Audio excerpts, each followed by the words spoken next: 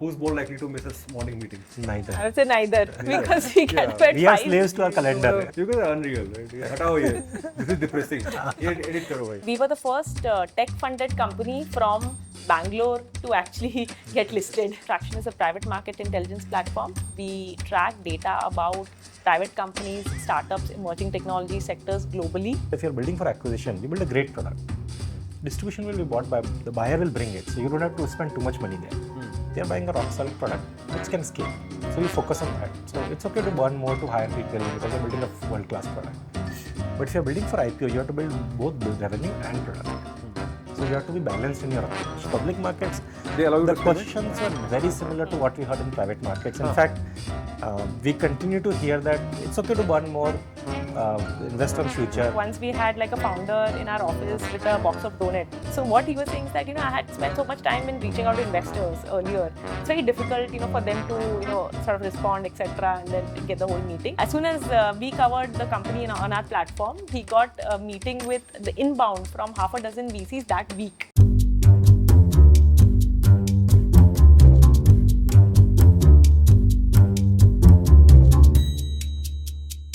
Thanks for coming on the show. Like really, really happy to host both of you. And I've known particularly you for like over 10 years now. Yeah. Right? Probably since before Tracxn, probably. Correct. And I know you because of Flipkart. First, Oh. right? Brief background of both of you. Where are you from? Sure. And people like to know the name of the village. and where you studied. Yeah. All of that. Perfect. So yeah, maybe I can go first. So I'm Neha, one of the co-founders of Tracxn, and born and brought up in Bombay. Grew up in, if people would have heard, what is called a BARC colony, Bhabha Atomic Research Center. So born and brought up there. All the schooling, was there. And when I was applying for college, I was like, I can only stay in Bombay at that time. So I got into IIT Bombay. Everybody from there goes to IIT only, I think. that colony, yeah, I know. That is true. Yeah. So half the kids' parents are like scientists. I know, So I know. Yeah, it's a very high concentration of academicians, I would absolutely. say. Yeah. So did my undergrad in IIT Bombay, computer science, graduated at the top of my class with a silver medal from then President of India, Mrs. Kya Pratibha Patil. Nice. And my first job was BCG, Boston Consulting Group, then Sequoia Capital, where I was broadly investing in private markets. And then I moved to Bay Area for Stanford, and that is where we also started Tracxn. You started while you were in Yes, Stanford. while I was Stanford. Fantastic. And Abhishek? So quickly about me. So I grew up in a Marwadi family. I'm born and brought up in Jodhpur. And all the childhood discussions on dinner table were about ki, is job better or business is better when you grow up. Your father is a businessman? My father was in a bank. But a lot of my cousins were running Everybody else shops. was in business. Yeah. But that was a dinner table conversation, and every time I would change my job after college, my father would ask me, ki, are you going to take job next or are you going to start something? Yes. So there's a lot of encouragement at What home was to he start. secretly wishing for?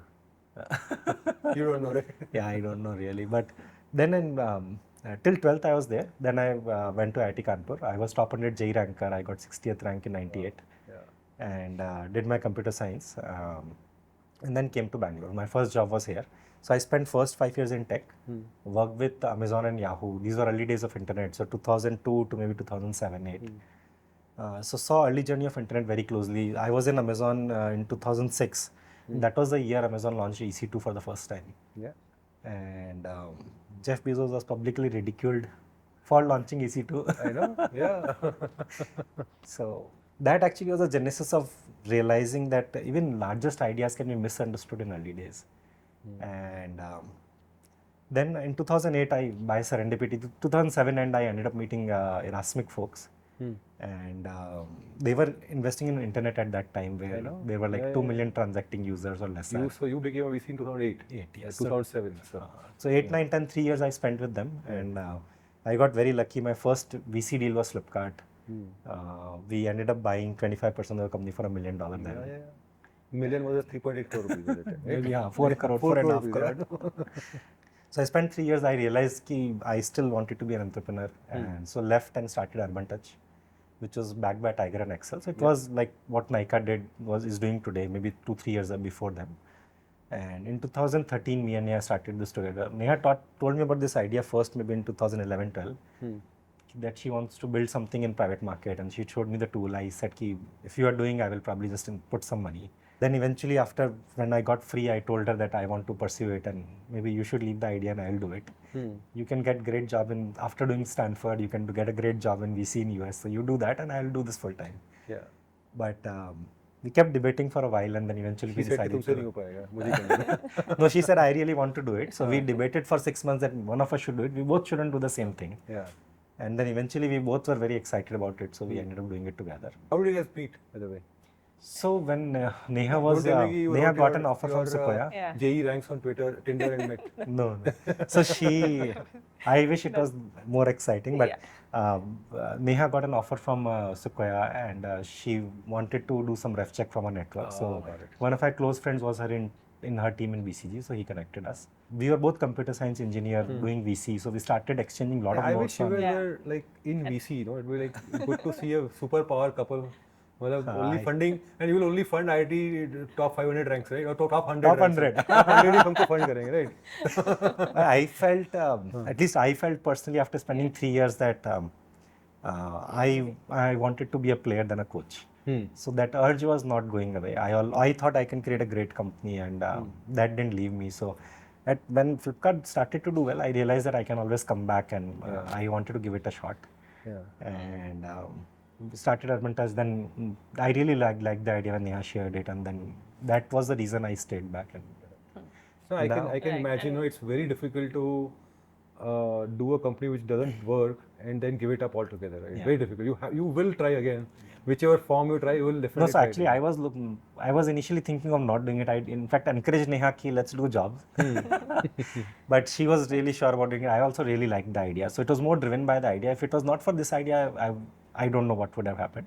But we were both really excited about the idea. So we had built our first version of Tracxn, you know, when we were working in the different sort Companies, of right, jobs. yeah, So yeah. when I was working, you know, in Sequoia, so you know, you spend so much of effort in finding out about interesting companies, and you know, whenever you are looking at a company to evaluate, you know, what are the peers globally, how good is this company? It used to be so much manual. So I had actually started, so not a lot of people actually know, the first version was actually coded by me. Oh, So wow. I was a comp science undergrad, but I hadn't obviously in my initial Yeah, job you as a wouldn't have coded, consulting, yeah. you know, you had not done any coding. You learned But coding then. yes, so I relearned coding. Yeah. And then the first version was that, you know, if you're looking at a company, for instance, and you want to find out all the global peers, like for instance, you're looking at global companies, right? Even like a fresh works, fresh desk at that time, you know, and you have to just compare what are all the help desk management company globally, who else exists in that market. So I had built a small tool which would take up the keywords from this company. It would look at all the keywords that this company is bidding on and all the other companies that are bidding on the same keywords, etc. And in like 1 minute, it'll actually give me like a list of companies with all the matrices, which would manually would have taken me like a few hours. So, and you know, there were like other versions of this, but like this was very handy, you know, and then a lot of other people also started sort of using that. Wow. And so that was the initial idea that, you know, you can actually use tech to basically build sort of more data around private companies, which, you know, which was very manual. So we didn't think what will be the time. Over time, we did realize that it will become a large idea. We started looking at global peers, global other data companies in different markets, and we realized that in public markets, there are at least 5 companies with $1 billion revenue. Yeah. That's when we realized that this can be a large opportunity. But before that, it was more of a project we wanted to pursue actively. But in 2011, you were both VCs, right? And you knew that Tracxn is an unfundable idea. I mean, in the sense that it's not like, in those days, what would people do? Let me copy Uber ka Ola, and let me copy Amazon ka Flipkart, let me copy DoorDash and Swiggy and Zomato. That was the mood of everybody, right? Particularly if you go to Stanford, definitely you will copy something from America, right? Yeah. So you're like, wo nahi karna hai. Why? I mean, like, So we really liked the idea. not thought of. I see that, right? But you would have had a rational set of mind also. Ki yaar, why not pursue a very, like, you know, imminent, already like solved problem ki jahan pe PMF ka problem hi nahi hai. वो तो होना ही है मतलब. Yeah. So it was not like an instant decision. So for instance, we really liked the idea. We really, you know, spent time on it, but we actually took a year before we launched it as a company and started sort of working in it full time. At least 2 years. 1 year, Neha launched a version. Then she went to Stanford. She showed it around in Indian ecosystem. Then after she finished first year, that's when we started. You came back in 14. So I went there in 12. 12. I spent the initial 4 years, in Bay Area, like initially for Stanford and also 2 years for Tracxn, Got it. doing the sales. And I remember using the early version of Tracxn, somewhere probably came across. Maybe the same thing that you mentioned just now, they can find competitors. Right. Yeah. Okay. And sorry, what we'll do is we'll take a detour and just describe Tracxn, right? Because we've not described Right. Tracxn and what it does, how big it is today. Right. So to tell you about Tracxn, so Tracxn is a private market intelligence platform. We track data about private companies, startups, emerging technology sectors globally. So today we capture more than 4 million companies on the platform. And we have customers in over 50 countries, right? So nearly 60% of our revenue is outside India. We work with venture capital funds, private equity funds, large corporates globally when they're looking at either investments or for acquisitions. Right? And today we have more than 70 Fortune 500 as customers. We have some of the largest VC funds globally, largest PE funds globally as customers. Who do you compete with? So globally, there are only about 4 or 5 players which are there in the private market data space. I would say US is probably, has like 2 or 3 players, but these are the only players that we sort of compete globally. With. Got it. And they all sort of do the same service, or they do other things also? So they cater to the same market, but people have differentiated data. Right. Okay. So people are taking a stab at it from different angles. So there's still sort of differentiation. We use Tracxn to post it, so and it's a tough one. If 40% of our revenues come from India, that is also a big compliment to you, because there are people, Marwadi people like me, who are very hesitant in paying money for subscriptions, right? So, Correct. So Abhishek knows what I'm saying. So we probably resisted it for a long time, and because I was deciding, the moment my team decided we want to buy, they didn't tell me also. So then I discovered that अच्छा सबके पास में Tracxn है. So yeah, but what was tougher, selling to India or selling to US? Actually, India was a pleasant surprise for us. Oh, nice. We didn't launch India for 6-7 months. So we first launched it in US. We started selling in US. And you assumed here India में हमें लगा कि कुछ पैसे नहीं देंगे लोग. So we never even tried. After 6-7 months, we realized that many people have taken logins from us, and a lot of people said, "We will pay, don't worry." So then we launched in India, and uptake was quite phenomenal. I wasn't expecting so many sales to happen. I remember the first fund I called. At 7 p.m. I gave them the demo. Next day morning, 8 a.m. they closed. Yeah. And that was a very pleasant surprise that it can turn around in such a quick hour. Like after 7 p.m., most people are not working in the firm. And at 8 a.m. they are not back. So they have actually decided in the night and bought for everybody in the firm. So that was an aha moment for me कि I have to take India more seriously. And every year it has pleasantly surprised us. Even now, India market share continues to increase. I know. We always think that next year India will be like, in the mix of overall revenue, it will be like 2-3% down. Right. But it has, in last 10 years, maybe it has increased from like 30% to 40% now. Oh, wow. So India continues to pleasantly surprise us. Yeah, no, I think a lot more money is coming India's way. Yeah. And I think probably you're right. I mean, you probably also benefit from the whole shifting of money from away from China into India. Correct. Create more firms and more data. And across all, it's investors, plus it's also corporates opening their innovation teams over here. Right? All these GCCs are helpful. So I just want to, for some of the people who like to understand, a lot of founders also know about Tracxn, right? What are the special data sources or special tricks you use to collect data about companies? So there are broadly 3 buckets of sources that we get data from. One is your whole publicly available sources. So what we say is that we've literally built like Google for companies internally for our own use. So at the back end we track more than 700 million entities. So any domain which got registered yesterday, we would have it on our back end today. So we capture a lot of publicly available data about companies. So that's one big source. The second source is what the analysts curate. So the whole understanding, that this company is into this sector, the whole taxonomy, how to differentiate between a taxi company versus like an Uber or a Ola or a more tech-enabled taxi company, right? So that's the second part which is there. The third is the whole regulatory data. And right now, actually, there's more and more data about private companies that is coming online. In India, for instance, you have the MCA. In Singapore, you have similar filings. So that you have it in all the countries. And I think that's another big focus for us, last year and also continues to be this year. There's a lot of data which is being made available for private companies, right? So that's the third key bucket of data that we capture. It's very interesting. You're probably like 150 crores of revenue right now, or? Yeah, 100. 100 times, Yeah, right? like- Like profitable for like 5 years now? Profitable. Yeah. Maybe 4 years. 4 years it's been profitable, right? It's a fantastic business. Subscription business are the only businesses which should go public, I believe, because they are the only ones which have predictable income. In a way, you are like a SaaS company. Correct. Yet, for given where the backgrounds you have, given the fact that you are a leader in India and in the world, right? How do you see the company going from here? You know, I'm sure IPO is like, you know, as Zomato has shown us, IPO is one part of the journey, right? How do you see? Okay, of course there will be a linear growth, and आपका तो business इतना अच्छा है कि grow तो करेगा ही और steady भी रहेगा, and you will always be profitable. So you hit that number. But what do you see going forward for Tracxn? IPO is a start. IPO is finish line for a lot of private market folks from our ecosystem. But usually IPO is like day zero. I'm sure. Like I wanted to ask you about that, but we'll come to that. But tell me about Tracxn, right? What is the direction it's taking? So I think our mission is essentially to build like a very large data company out of India. So if you look at all the others, right, like India has been a back office for a lot of companies. Like if you look at the public market companies, if you look at the companies into technology research, India has been like the biggest back office, but it has not produced a lot of front end, data companies. So our essentially aim is to produce a large data company out of India. We see this asset class as being a very large asset class, which will, which got created probably in the last decade, which is of the private markets. Right, so that's where we sort of cater. It's a challenging problem, right? I mean, SaaS companies struggle to sell from India to US, right? Most of the ones who sell are selling to other startups, which is okay. Right? Okay. You are selling to regular financial institutions, corporates, private equity funds who probably have never heard of India, and yet they're using your data and buying your data, right?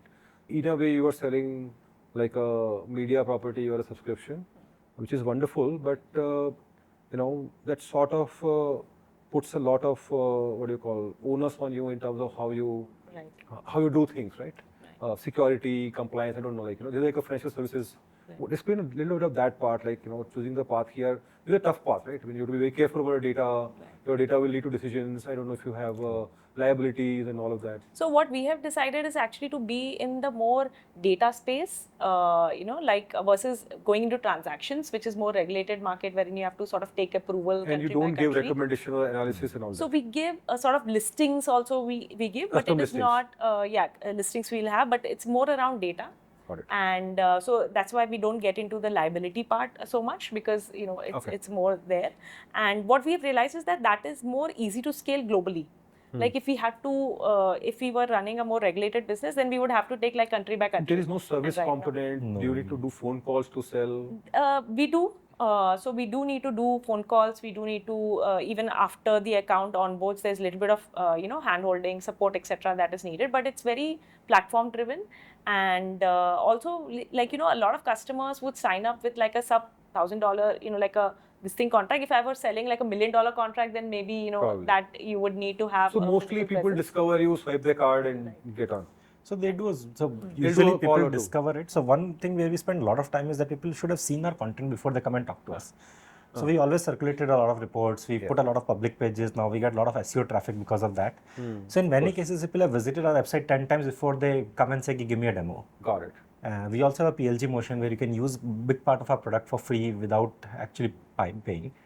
There are daily limits, but people can try it out. So when people come and say, okay, I'm keen to explore buying, they spend a lot of time with the product, and then we do a half an hour call, after which people end up signing. So it's usually not a full self-serve today.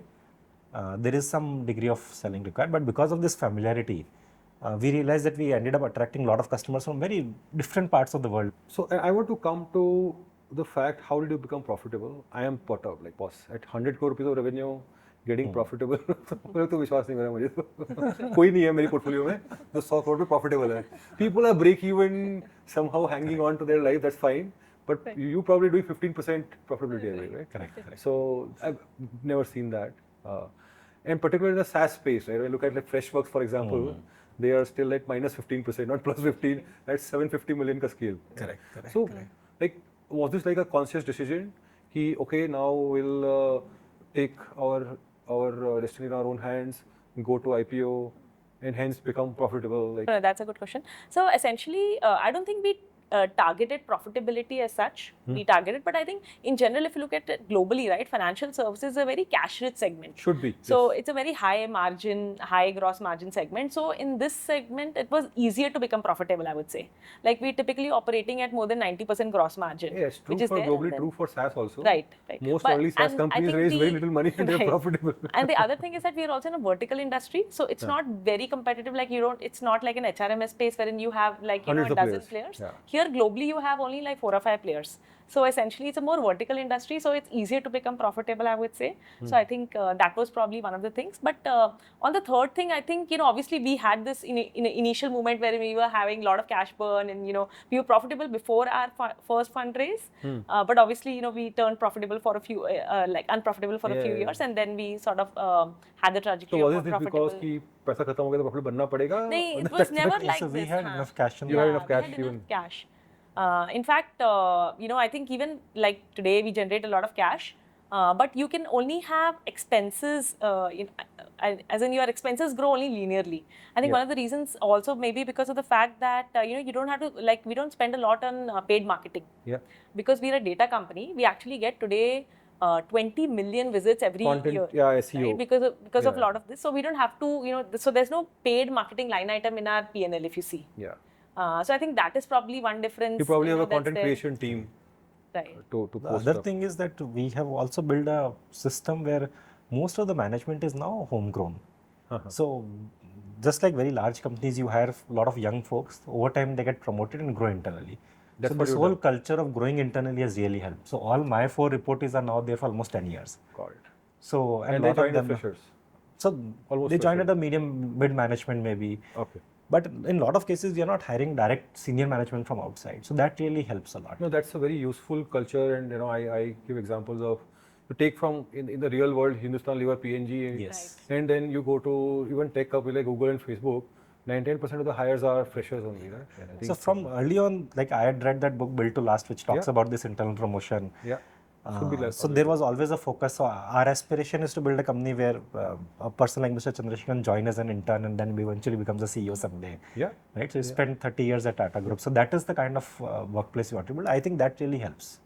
In No, but Abhishek, at some point when you become profitable, right, there is a compromise. Particularly for ex VCs and people who are very well known and will come to your angel investment and a lot of hot picks. Many of your angel picks are doing fantastically well, right? In that ecosystem, sitting in where you live in Bangalore, for example, surrounded by all the neighbors, right? To say I don't need money, that's sort of like admitting a weakness. Here, हमको तो venture capital चाहिए नहीं. Now we're profitable, right? And people perceive that they can't grow, they can't use the money, burn नहीं कर रहे हैं, which means it's a small market, right? Correct. How do you rationalize that? And it's a big issue for people, right? I mean, for wealth preservation, it's a very smart thing to do. Correct. Okay, boss, now I've made money and I'm profitable. Why will I waste? And I'll actually enjoy my wealth and keep growing it, right? I mean, 20% CAGR in 20 years is 40 times, right? So that's the right path. I'm sure that you'll probably do a 20% CAGR over 20 years, right? But at that moment, it's a very tough decision, right? Okay, I'm choosing, including the decision of going IPO early. Right. Like that was a path-breaking moment. Eventually, we've also seen Unicommerce, for example, similar footsteps. But tell us about that decision making. So we initially got a term sheet from a US VC when we were just starting, like just first month of the company. And when we met that person, he told us, you have to decide today if you want to build it, if you are building it for acquisition or if you are building it for IPO. So it was very intriguing for me. I asked him, can you elaborate more? What does it mean? So he said, if you're building for acquisition, you build a great product. Distribution will be bought by, the buyer will bring it. So you don't have to spend too much money there. They are buying a rock solid product which can scale. So you focus on that. So it's okay to burn more to hire people because you're building a world class product. But if you're building for IPO, you have to build both revenue and product. So you have to be balanced in your approach. And I always thought of business like that. Business are valued on numbers, not on product. So that really stuck with me. You both disagreed or agreed, or was there any internal dissonance between I think the two of you? I think it was not all very forward looking all the time. We also took things as it come. Yes. But we were both clear that we want to build this as a business. It can take 5 years, it can take 30 years. But we were both sure that this is something we want to build.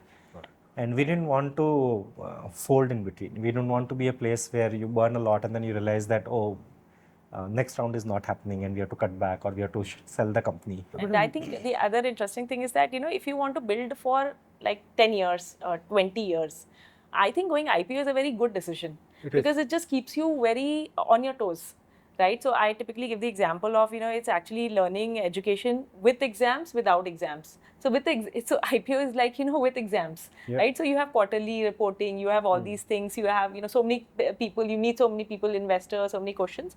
I think it just keeps the whole team on the toes, right? That, what is just the whole visibility and everything, so I think that is very healthy, I would say, if you want to continue doing that, for 20 years. If you're not doing that, and, then I would say it's a little difficult to actually run, privately run company for like 20 years if you want to. But Neha, a lot of my startups, even today, spend at least 20% of their money on unrelated experiments, which mostly board members also don't know about, right?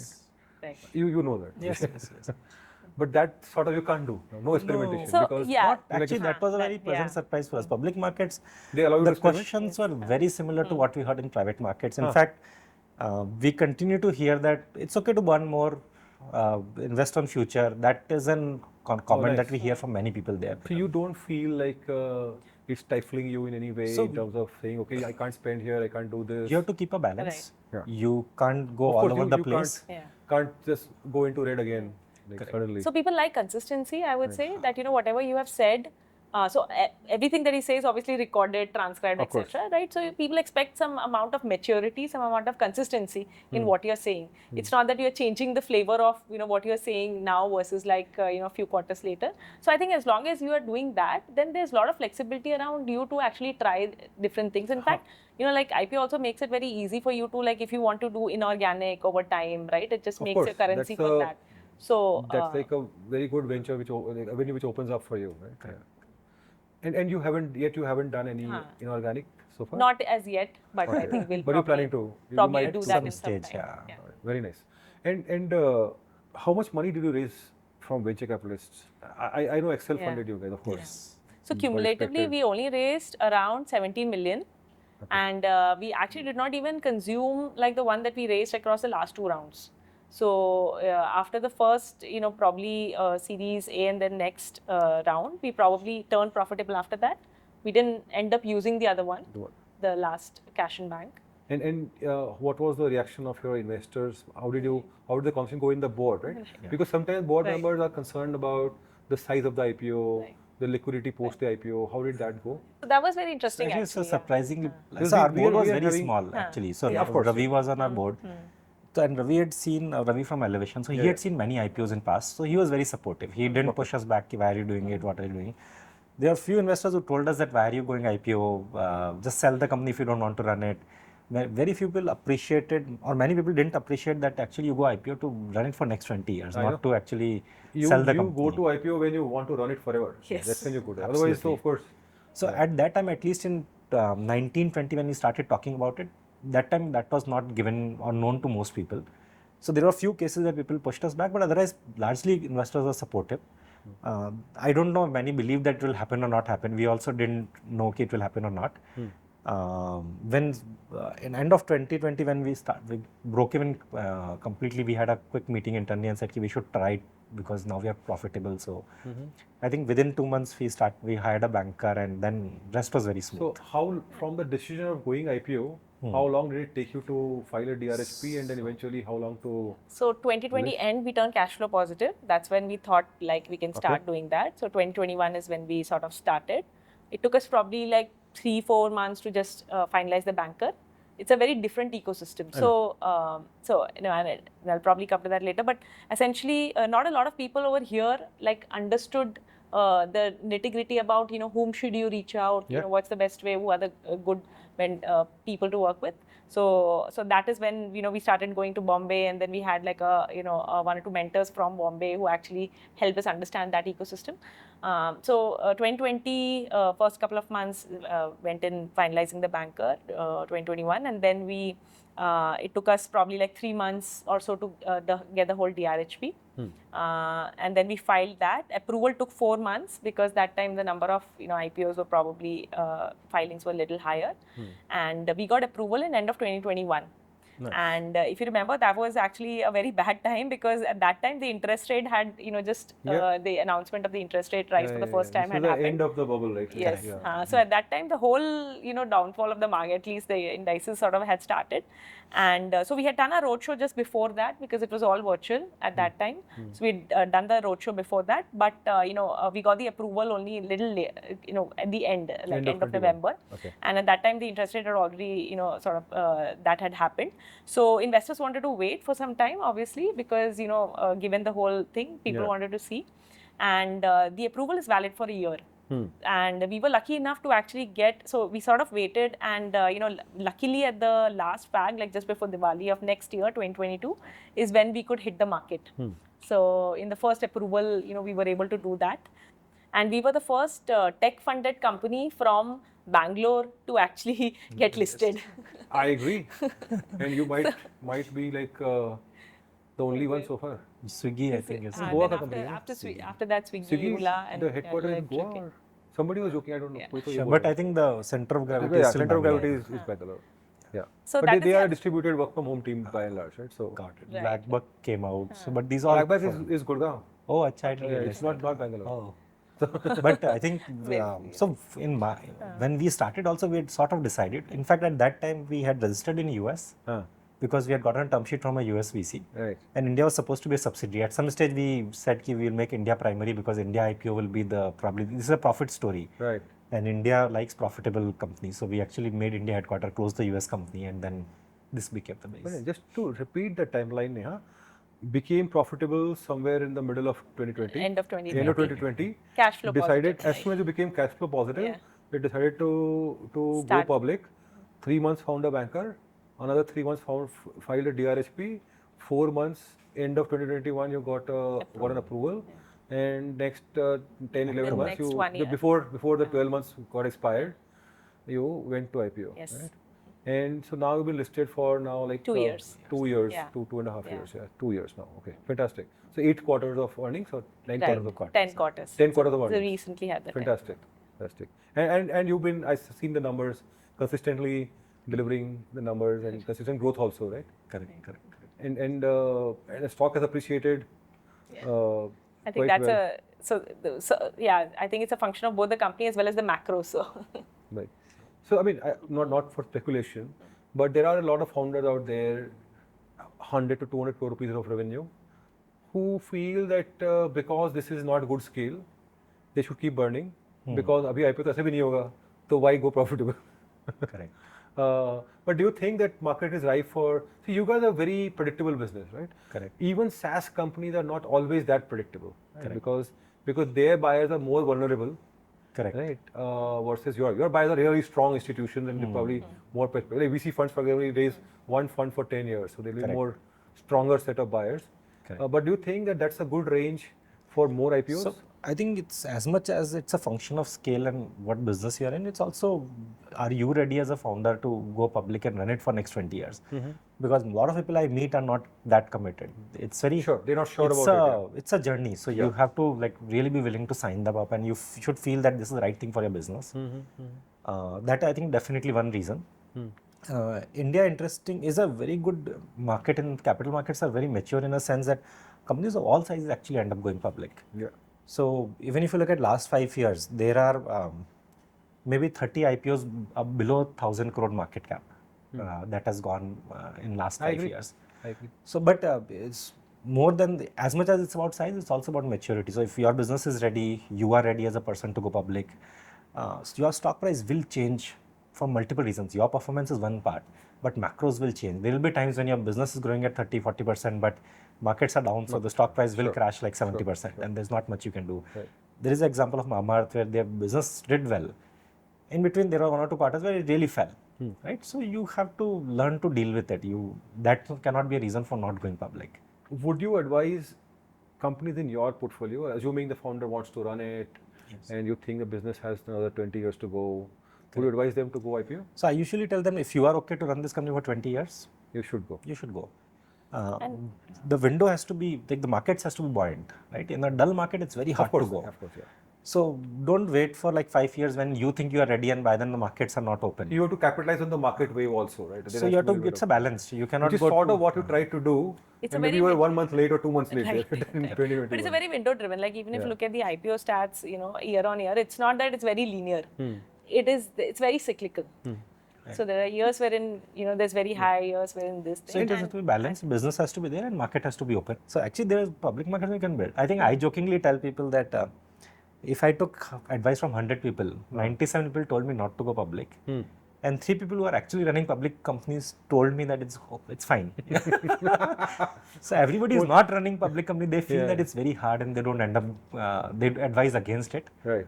But after meeting maybe 10, 12 founders, I feel that we will be okay. Fantastic.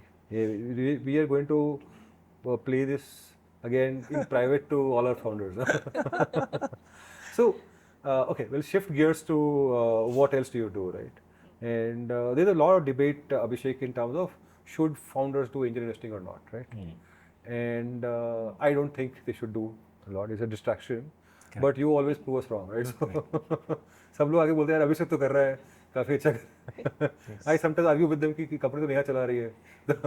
Yes, I'll tell you. Both of you do angel investing or only Abhishek does? No, both of us. Both of you do, right? So I tell people 2 things. It's not angel investing. Investing is the wrong word. You should treat it in your lottery budget from an investing perspective, and you should put it under your CSR budget from a time perspective. Okay. So if you spend 1 hour every week playing golf or doing some social work, I think it should be from that perspective. It's not an investment asset class. It's a terrible investment class if you're thinking it from a return perspective. It replaces golf for you. Yeah. So for me, it's an entertainment budget, and also I also feel that I'm like doing some good. I don't behave like, it's called angel because you're not supposed to be behaving like an investor. Otherwise, a lot of funds now they keep some space for founder angels. I now get invited a lot of deals that we are putting 5 million. Why don't you put 10 lakh? We want this company to go public, so meet them twice before they go public. So that is their request. And I end up not meeting most of them unless they come and reach out to me for something. And so I probably end up meeting maybe 1 company a week. So for me, it's a golf or tennis budget. And it keeps me happy that I'm like helping build something in this ecosystem or create some jobs. But if I start thinking of an investment, then I would have not left Excel to do this. Of course. My heart is in building. Right. So in fact, many a time Neha also said that when do you meet companies? I've never seen you meeting companies. So that's how I treat it. So yeah, like my first check was in a classmate of mine who was starting. So just so in Sequoia you could not invest. As soon as I had left, then that was my first investment that I had made. This was back in 2012. That company eventually gave me 10x, but so that's early, I would say. But I think it's just like people that and you have been in the same shoes. Right, like you were probably also struggling to raise your or explain your idea initially when you were doing that. So I think it's also one way to basically give back to the ecosystem. And for us, for us actually, we as a company in Tracxn, we also did this thing, like we got in angels across all our rounds, and this also gave us a way to actually keep asking them for any help. Without feeling that I'm bothering them, because in that sense it's more aligned. You're on the right of your right. Actually, it's very interesting. So before IPO, we got Mr. Anand Lunia to actually review our deck and story. In which world would that happen, right? So because he had invested, we had the luxury of going to him. We met Mohandas Pai, who was CFO of Infosys earlier. He gave us inputs on how to do quarterly calls, what to do, what not to do. And I think that you can't do otherwise. So we kept angels in almost every round that we kept raising. Very nice. Other thing that I tell founders is that you can, if you are doing truly angel investing, when you are backing a classmate of yours without listening to what idea is doing, then you are doing truly angel. If you are meeting 20 companies and investing in one, then you are being a micro VC. You are not an angel then. That's how I think I approach it, and that's how it's most fun to approach it. Otherwise, I agree. I mean, and that's sort of what will feel like angel and probably not burdensome also, right? Because otherwise it is an obligation to keep meeting them and helping them also, which also you may not enjoy because you don't know them that well. But besides angel investing, there are other aspects of public life. Now founders, particularly founders like you who've gone to IPO or who cross some milestones, right? There's a lot of pressure to spend time in public activities. How do you think of that, right? I mean, we don't see a lot of you in public events and spaces, but you do have to do a little bit of that. Yes. How do you think of that? It's almost bare minimum. Yeah. Bare minimum. At least for me, there's so we have two small kids. I have not seen you anywhere. Right? So- Neha, maybe So- occasionally I see her name in some event, but Right. not very often. So I think it's probably I think the easy thing is that it has to be in Bangalore. It has to be Yeah, no travel. probably later in the day within like ideally 30 minutes to an hour drive. If you have drive, to yeah. travel, then that You gets will not probably go to that Taj happens. Airport. Yeah. And then lot of events are on weekends. So Saturday, Sunday I can still do, but otherwise it's very hard. So we had at least been very selective with this, making sure that it doesn't conflict. So if there is a Monday 9 a.m. event, it's unlikely that I'll go, because like at least from morning to like late afternoon, there are a lot of meetings internally. Yeah. And I don't like to move them around for these things. Right. And I think the other thing that we also started doing is like getting up at like 5 a.m. So any event which is like post 8 p.m. that also gets struck off. So it has to be like in a very small spot. Yeah, And usually weekends afternoon are great because both kids sleep. So 2 to 5 is my guilt-free time to go to event, meet people. So that is so we have figured out 1 or 2 slots where things work. And probably you have one more year of that. You Yeah. will stop sleeping in the So I afternoon. tell people that once my kids stop sleeping in the afternoon, I don't know if I will do any 1, investing 2 or more not. years. That's about. I think there are few more years to take them along also. Exactly, like, we yeah. have offsite sometimes of funds. The only way we are able to get them is like, take the whole kit. So that's what we did for the last 2 years when there was offsite. So we took the whole, so it's like an outing for The them. kids and the N+1 mates, right? So, So it's very funny. Sometimes we are the only one with kids in the event and nobody else's kids along. that's nice, right? Yeah, I mean, that's a good way to at least spend more time and you don't feel Yes. that worry and fear also. I like that style. I can't imagine how people do abroad because they don't have the kind of facilities we have, right? So Yeah. Actually, both my siblings are US citizens, so they have been there for like ever. okay. And yes, I do sympathize with them. So, of course, IPO is a big milestone, right? But besides the IPO, if you look back at Tracxn, right, what would you see as like your biggest moment, aha moment, or like a moment of feeling satisfied or accomplished besides the IPO? I think for Tracxn, it's probably like every day. Whenever you meet customers, I think it's amazing to meet customers, and and there are a variety of customers, right? Like from large funds to some of the LPs, right? And like I had the opportunity to also work with Stanford Management Company when I was in Stanford earlier, and their investment in private markets used to be like a single-digit percentage earlier. Today it's like much larger, Yeah, much and that's like a more than $20 million fund, Yeah. which is there. And just their visibility on data around the funds as well as the companies under them, right? There's so much of scope that can be made better. Got it. Right? And so I think whenever you meet people like that who are in position of control or who are in a position of having so much of impact, right, and you're able to add so much value, I think that is probably very motivating, I would say. That's probably, and the second thing is that the other interesting thing is that doing this globally. So you have customers in Singapore, you have customers in London, whenever you're going and meeting them and people are you saying meet them that, and they know about you. yes, and they're saying, oh, I've used that or this thing. So that's actually very interesting that you have customers in like Japan, Korea, right, and you've been able to add value to that. And plus there are obviously some smaller things as well. So once we had like a founder in our office with a box of donuts, because in the founder's life, right, like so what he was saying is that I had spent so much time in reaching out to investors earlier. It's very difficult for them to sort of respond, etc., and then get the whole meeting. As soon as we covered the company on our platform, he got a meeting with the inbound from half a dozen VCs that week. So he was like, really excited. So he actually got a whole box of donuts. Wow. But it's small things like that you are able to bridge that, provide that transparency in this whole ecosystem, which is actually very impactful, I would say. Yeah, every day is fun. I really enjoy building this business. We talk about it. If you have a luxury of going back in time, would you do anything different? I feel that this is the idea I want to build. So every day it's a lot of fun solving problems, building out.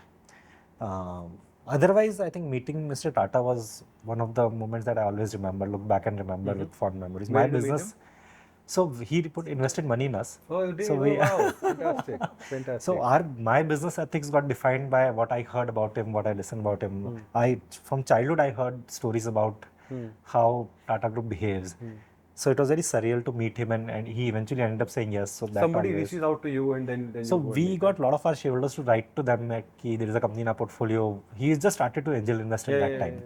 So after 2-3 people wrote, he gave us a meeting and we met him. Abhishek, I had a similar high when I met Mr. Tata. I met him only once in my life, and I spent half an hour, and I was just asking this question, that question. It was very nice. Only half an hour, full half an hour, because we were both waiting to go on to the stage of some Thai Bombay ka event, right? And I was supposed to be like one of the anchors, and unfortunately there was somebody else who was not finishing. So he sat, he didn't play no frown and all, and half an hour I kept talking, right? When I came out, पीछे सब गगन मधुकर ने कि boss fund में पैसा क्यों डलवाया क्या कर रहे हैं मैं भूल गया I was so enamored listening to him, and I asked him about Tata Steel acquisition, Tata Motors acquisitions, Jaguar and Land Rover and all that, and why Tatas could not take a lead in e-commerce and some of the other things.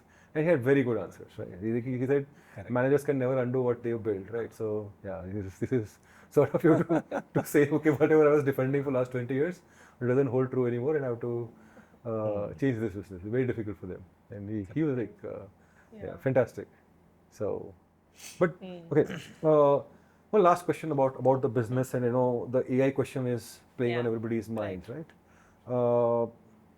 2 questions about how AI is helping you becoming profitable, if it is, and how will AI shape your industry, like or your product or. Yeah.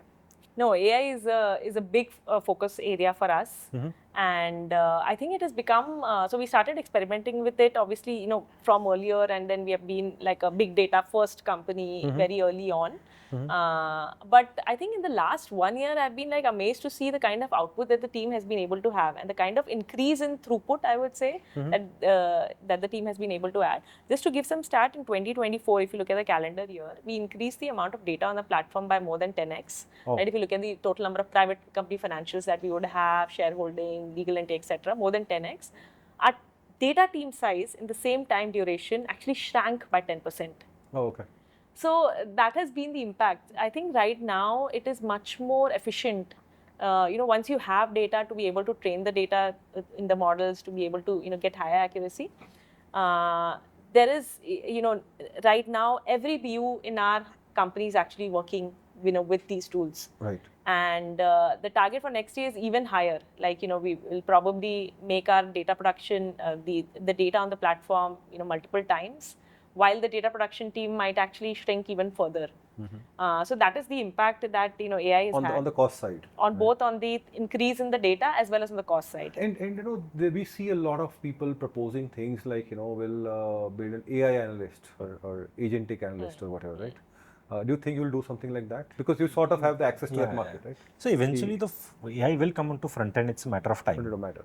I think we have tried multiple times. We realized that technology has evolved that it will disrupt the back end, but on front end there is still ground to be covered. Yeah. And what we have realized that if you invest in a technology too early, you lose a lot of money and bandwidth and motivation before you see the results. So you have to time it. And in with your respect case, to you will also unnecessarily disrupt and antagonize your customers also, right? So I think we will anyways roll out slowly. So we'll do opt-in, so not everybody has to try. So that is easy. I think we have to wait for technology to mature. Yeah. So the day ChatGPT got launched, we started thinking about data in production, AI in production. That time we didn't get great results. So we kept trying every 3 months. So every quarter you try, and at some stage you realize that it's reached a point where it starts to make sense. Right. And now it is a big focus area. For this year, it has become a big focus area. And my sense is that it's maybe a year away before the front end reaches a point where we can go there. And do you see a lot of industries sort of either see that, okay, suddenly I have a much bigger market staring at me, and in some cases people feel that, okay, my market is going to shrink because whatever value I was doing. Most of the companies will see expansion. So I feel it's almost like a train innovation for logistics. So you can almost feel that, it will become so fast and moat will goes down, right? My sense is that markets will dramatically expand. There will be a lot of deflation. So whatever is you can sell for 100 rupee today, you can only sell for 10 rupee tomorrow. but the market will grow 100x because the amount of data you can produce, the amount of things you can do will become significantly better. So people who are just looking at deflationary nature, they will feel scared. Yeah. But I think the opportunities will open up a lot. So I think for us now, AI has become a core focus area. It was not there till last year. We have kept trying, but nothing sort of added up. Now it's starting to add up. Got it. And I think most tech companies will be positively benefited because they are not today seeing what new opportunities will come out. But it is going to be a big enabler. But it is not going to be as disruptive as internet was. I think we covered a lot. Thanks a lot, right? Something for founders who are just starting up, and Abhishek, you deal with a lot of them as angels. The world has changed around us, right? And some of the playbooks that used to work 10 years ago don't work anymore.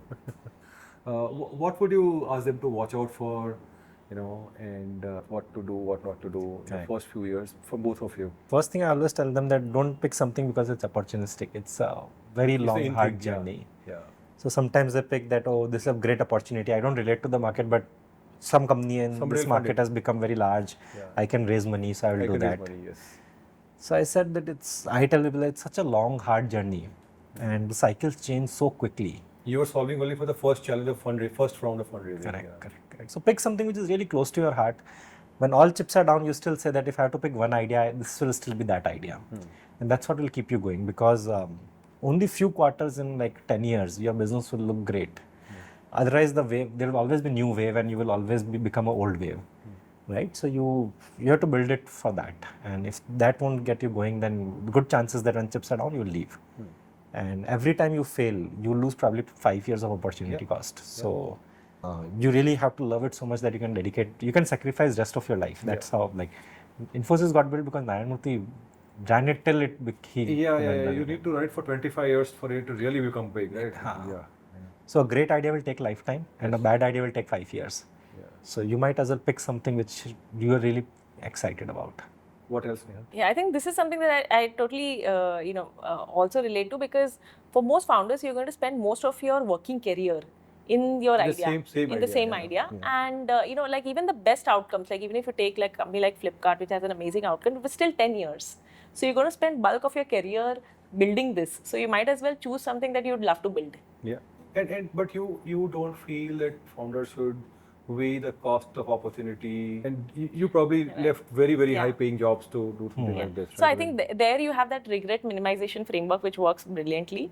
That what would you have, after 5 years, 10 years, what would you have repented not doing? So in my case, it was more around like, I would have wanted to start up. So even if I would have sort of continued my career in a VC as an investor, this is something that I would have really regretted. So I think that, that framework sort of solves this problem very beautifully. Fantastic.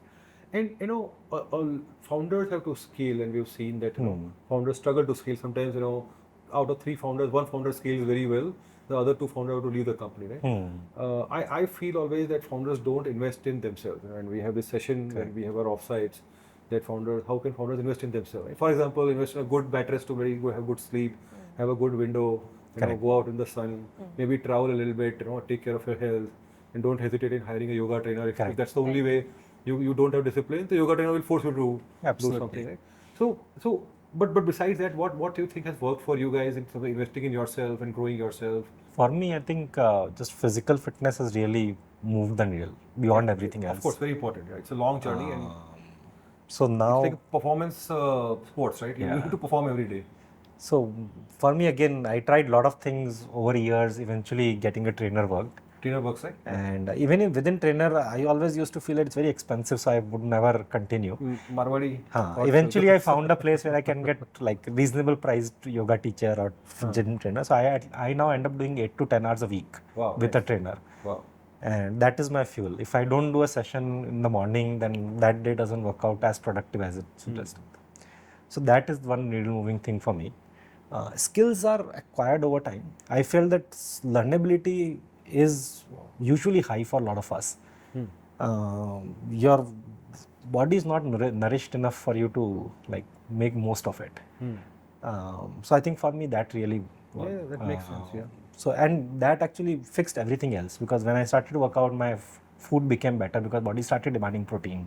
So that automatically became better. My sleep became better. So everything fell in place. But this was a big trigger, just getting a person. So last 2 years, I have probably maybe done on an average of 6 to 7 hours per week with a trainer. Fantastic. And usually I try to do like 10 hours with a trainer and then 9 hours with a trainer and then something outside that.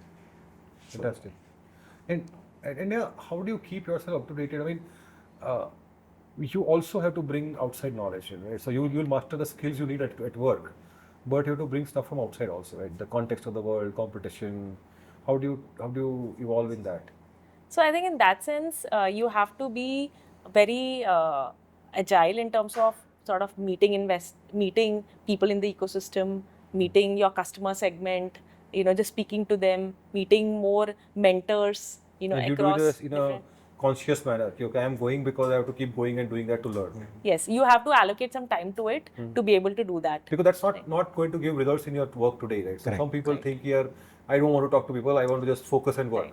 But this is like you're actually seeking out outside. Yeah, so like speaking to customers, meeting other founders, maybe at your scale, it's sort of a serendipity budget. So you can't assign it to a particular thing, but you say that at least 1 hour a week, I will at least meet a peer founder or some customers who can advise me or some mentor, some well-accomplished person who can share 1 or 2 knowledge, right? And every time you come back with something new, it may not become relevant today, but in long run it adds up. So other things like long form reading, books, blogs, podcasts, those things work, travel, anything that works for you? So I jokingly say that, I'm very bad at reading books. I don't remember the last time I would have, completed the whole thing. But podcast really works for me. Okay. So, on the go or, anywhere in the gym. Podcasts are very useful when you're traveling particularly. Yeah. Okay. So my whole news consumption and a lot of my content consumption actually happens through podcast today. So that works very well. And, obviously sort of meeting people and... I think meeting people is really, because they tell you what's working today. Yeah. Books tell you what will generally works, but if you meet a founder who is running a SaaS company, sometimes even in passing, just you talk about what's new, what's working for you, they will tell you one thing. I have seen a lot of them become relevant very soon. So I remember we just raised one round where Girish also came from Freshworks. And we were sitting once and he casually mentioned, look, if you're not able to solve a problem, just break it and give it to multiple people. Yeah. So just split responsibilities and over time it became relevant. Yeah. And I agree. I think I have this cadence of meeting some people again and again. If I'm busy, if I don't do that, I feel that I'm missing something for sure. 6 months से ज़्यादा network नहीं किया, इसका मतलब कुछ तो नहीं सीखा है. People keep figuring out new things. Every time I meet them, so there will be a set of like 10-15 people you keep meeting like once a year or once in 2 years.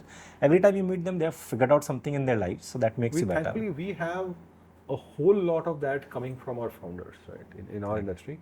But we still need interaction with our peers. Yes. Indian peers, global peers, we need that. Yeah. Like you said, peer founders. Outside your industry also, you will get some perspective. So one of the things that we also do is that whenever we are visiting a city, we also have some budget to meet some of the other people in the ecosystem. So if you are visiting New York or somewhere, we also would meet some people, from like the data industry, because there's a very high concentration of companies in data in that city. In New York, yes, of course. Yeah. So you'll probably through introduction or through meet people, and eventually, interestingly, we've realized that those connections have actually turned valuable later on. Yeah. So I'll give another example. We met, like just meeting well-accomplished people has really helped. We met one person in Bombay. His son is doing really well. So we asked him what worked for you. So he mentioned that early on, if he had an interest, we kept a coach for him. And he said that really leveled up his skill. So that learning will always remain with me, that if your kids are doing a little bit well in something, you hire a professional coach and start early. Have you guys used professional coaches for yourself? Personally, don't think so. Personally, not yet. I wouldn't think so. But I think we've been very conscious about some of the things. Like we've been very conscious also in the team, right? If there are some skills that needs to be there, either it's org building or it's about assessing, people, how much responsibility. So I think we've been sort of fairly cognizant about that part also. While we are having sort of conversations internally. Got it. So in terms of books, I think one thing that has worked is instead of reading hundreds of books, you read 10 books, but you read them 10 times. So build to last, if you read like every 5 years. Oh yeah. So that, I almost treat that books as textbooks instead of like a business book. Yeah. So if you... A lot of people, in fact, just in the previous podcast, they mentioned build to last. So just that hiring thing that came from that, but you need like, so think of it like a textbook system, and that's what works for me. Otherwise, book reading is hard because it's so different context. Right. That I like to read fiction just because it's fiction. So. I think and for the reason we discussed this now, can't watch a lot of TV. So. right. So that is actually also true I for think- me. I have never watched TV throughout my childhood. Okay. So we had a TV. It was always packed for like ever since I was in 2nd or 3rd class. And even now at our home, we have like practically packed the TV. Nobody watches it. No. We don't have a connection now. Yes. I think since TV came to my home, I was glued to the TV. I think the other interesting thing about books is that sometimes I've read it in parts just to solve a particular problem. Like one of the things that I wanted to You open a do, particular chapter, read yes, it. and do that. So, like one of the things that I was working on just last year is actually how to improve my task management. In a sense, because I've realized that that is actually core in getting your personal and professional life in order. Right? Like just to give an example, like as a founder, right? Like you have obviously a lot of things that you're working on. You can, when you start the journey, you're fairly young in your 20s, etc. Right? At that time, you can probably give like 100%, that you're doing. Every task. Right? To everything like your company, and then, you don't care about what you're eating. You don't care about, anything that is how, in what fashion your home is. You don't care about that. But, as you sort of do that in 30s and everything, if you continue to do it in 30s, after a couple of years, you feel like you're doing a compromise.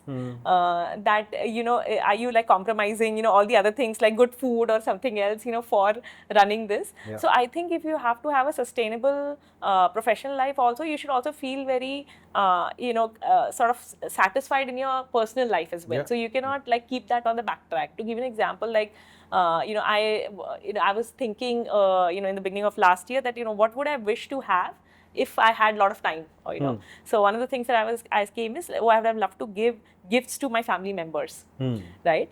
And I realized that is not about time. It's about just time management. I agree. So You just try to it's about remember it, just having that. Now we have like the birthday reminder, like a week earlier, like you have to order gift.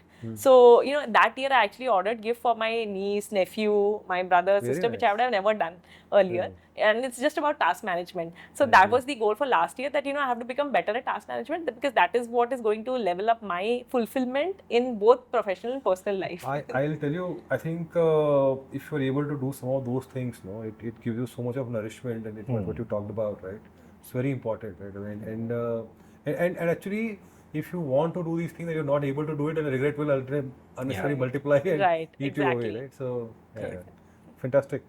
How did you do? You have a timer or a calendar set up for those No, things, now what I've realized is, so I also read Nandan's book Art of Bitfulness, because he's probably one of the person I take inspiration from. To give an example, like, when I send mails to a lot of my shareholders, he actually responds within a few minutes. And I've always been amazed that, with his level of responsibility and all the things, he would actually respond to such a thing in like a few minutes. And how are they able to do that, at that? So, that book also had, things about, okay, whether you should do this. So now all my tasks is actually in the calendar. Everything's on the calendar.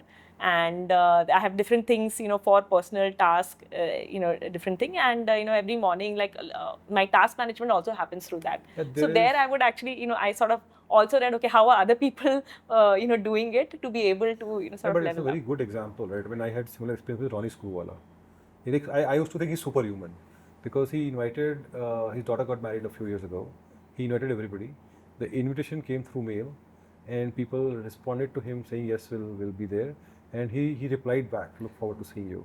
And I think this was probably for 1,000 guests, right? Wow. I am 100%. This was not a bot. This is before the AI revolution, right? So it definitely was him personally acknowledging everybody. So fantastic, right? I mean, and some people have the energy to do that, which actually makes you stand out from. Like you will always receive a fancy card with a courier boy. Right. And it will not mean much. Right. So. Yeah, even today we are actually like, I'm really surprised when we meet Mr. Nandan Nilekani, we are really amazed. To give an example, like, if we have a meeting, for, in his office, before we actually reach our office, which is probably only like, 50-20 minutes, all the to-dos of the thing, like if he has to make a connection to someone, that is already done in the next 15 minutes. Wow. So he's like an inspiration in terms of time management and being like responsive. We'll move on to the rapid fire. You guys are ready, right? Yeah. I hope you guys have similar answers. Who's more likely to miss a morning meeting? Neither. I would say neither because we get up at We are 5 slaves to our calendar. You are- and we get up at 5 a.m. So this, you guys are unreal, right? Hatao ye. This is depressing. Ye edit karo bhai. so that 5 a.m. only started like a year back, and it has been or like 2 years years. back, and it has been a ritual. Yeah, you are putting more pressure than the L&T CEO put on his employees, okay? People are going to be depressed after listening to you. Both. Okay. Who's the bigger workaholic? I don't have to ask. I'm sorry. Neha. I'm Yeah. passing this question. No? Yeah, I Neha think- sounds like a workaholic. I think your first job really molds you. So consulting, really molds you for long hours, working weekends. Okay. Who takes longer to switch off from work mode? I think neither switch I off. don't think we switch off. How do you Yeah. like you nag each other to sleep or No, I think neither switches off. In fact, like the funny thing is that even if we are having like a weekend party, a lot of our friends are like our customers. So It never goes it's in the away. ecosystem. this is not going well, guys. Who's more likely to bring up Tracxn during vacation? Same. Both of Yeah. you. Just- So I think switch off is a very Western concept. I think Indians don't believe in switch off. Yeah, we had this question about work-life balance. तो वो local का founder बोले सब एक ही तो है बोले क्या बैलेंस क्या है The funny thing is that when our toddler was about 2 years old, and then obviously you are like in the work for quite some time. So the way we used to spend time with him is actually get him to drive to office with us. So he would come back with the nanny, but like going. So we would have like this quality Half an hour. half an hour with him. I like that idea. I'm going to use that one. That's a good one. Koramangala traffic or board meetings, which is more painful? So board meetings are not painful for us.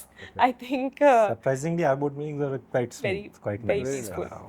Most overused phrase in Bangalore startup pitches that you come across. it used to be. It has been like Tracxn, and that's why the name Tracxn sort of also came. What's the traction? And they use it more often with you guys, I believe. उनको traction बता देंगे हो जाएगा funding. Who Googles the other person more? No one. Neither. Data rooms or date nights? No late nights.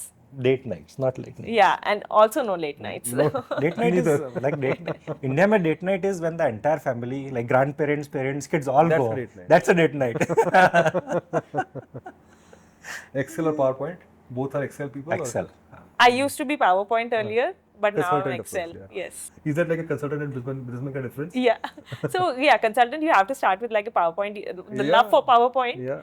But now I think everything is, Excel. Board meetings, family functions. What do you enjoy? Playing about? with kids. Playing with kids. That is my. Yeah. I think that's the top 10 items on the list, right? Yeah. Whatever you do in office, if you come back home and play with your kids It for just half an gets hour, it. it's everything gets I resolved. agree.